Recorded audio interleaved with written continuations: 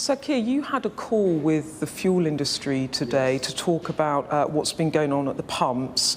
The fuel industry suggested yesterday that the crisis has peaked. Well, this morning they are beyond frustrated. I talked to the haulage businesses, the various businesses that are right in the heart of this, and they are beyond frustrated because they say they've got a government that is ignoring the problem, and when it's not ignoring the problem, it's blaming somebody else and coming up with half-baked solutions. So they're very concerned that action is taken.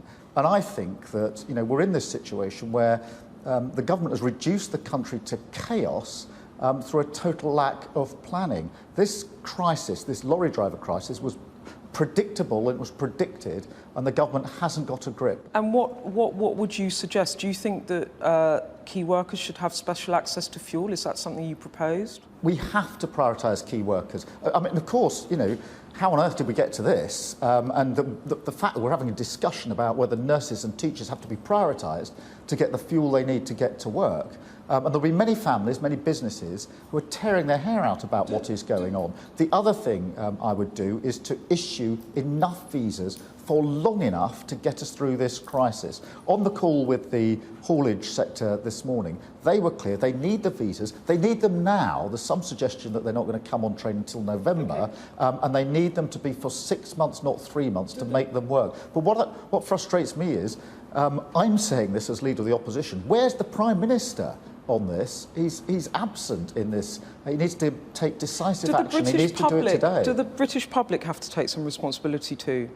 Well, nobody wants to inflame this, and everybody needs to act accordingly. But this idea of somehow turning it on the public, that it's all their fault, anxious members of the public who are thinking, how do I get to work? How do I get my kids to school? How do I, visit somebody in hospital and do the things that I need to do in my life? But this is the responsibility of this does not lie with the public. It doesn't lie with the haulage companies. Andy McDonnell resigned as Shadow Employment Minister. The last Corbynite out of your shadow cabinet. You must have been happy to see the back of him. I'm not happy to see him go. I thanked him, but the point.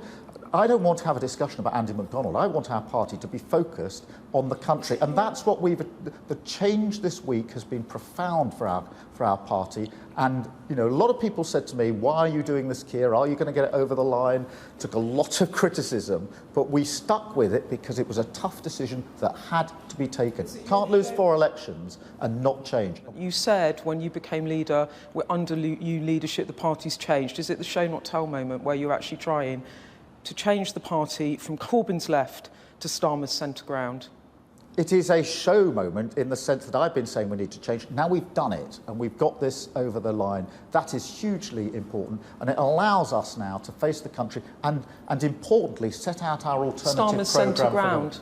I want to move the party to a position where it focuses on what matters to working families. And I can tell you what that. Let me tell you what that is. That is a decent education for every child. It is secure work, well-paid work, near where people live. It is a health service that works for people when they need it, and security. The reason I ask you is that you do a big play on trust. But your own record, you said in November 2019 you backed a £15 minimum wage. Now you've binned it. Well, hang on. You said, no, let me finish. You said when you were campaigning to be leader, you'd nationalise electricity. You've just binned it. It's almost like you say one thing to win, to become the Labour leader, and then you change when you're in power, rather like Boris Johnson made promises at the election. Not at all. Because you're moving to the centre ground, because you can't win from the left. Not at all. What I said in November 2019 was in relation to a particular industrial dispute at McDonald's, where that was the aim of the dispute, and I backed them in that, and I'd back them again today in relation to that. The minimum wage across the whole of the economy is a completely different issue, and what we did on Saturday was to say there should be a £10 minimum wage. That's a 12% increase, £2,000 a year. I'm trying to get to the principle families. of where you're moving the party, and you won't answer the question. You're moving it away from the left because you believe that you can win an election in the centre ground. I'm moving yes or no? I'm moving it from a party that looks inward to a party that looks outward. I'm moving a party that looks backward to a party that looks forward. A party from the left to the party back towards the centre. Well, you're obsessed with this position. Because that's what voters understand. They just want a clear answer. I disagree. I come from a working family, and I can tell you what we discussed around our kitchen table. It was education, it was work, it was health, and it was security in terms of House. Do you think calling Tories scum is the way to win back Labour voters who voted Conservative in 2019 or 2021? I wouldn't use language like that. I'm not asking you about the language. I'm asking you about whether you think that's a way to win back people who voted Conservative that used to vote Labour. Look, Angela Rayner and I have different approaches and different styles. And different opinions? Different styles or different opinions? It's not language I would have used. Angela and I talk every day. You said that. Of course we have Does it cause you a huge problem in the agreements ballot and box? disagreements. Look, Angela and I are working together with one central aim, and that is to get the Labour Party in a position to win an election and then to win an election. Do you think Conservative ministers are scummy people? I wouldn't use that language. It's not language I've ever used in relation to either Conservative ministers or anybody else.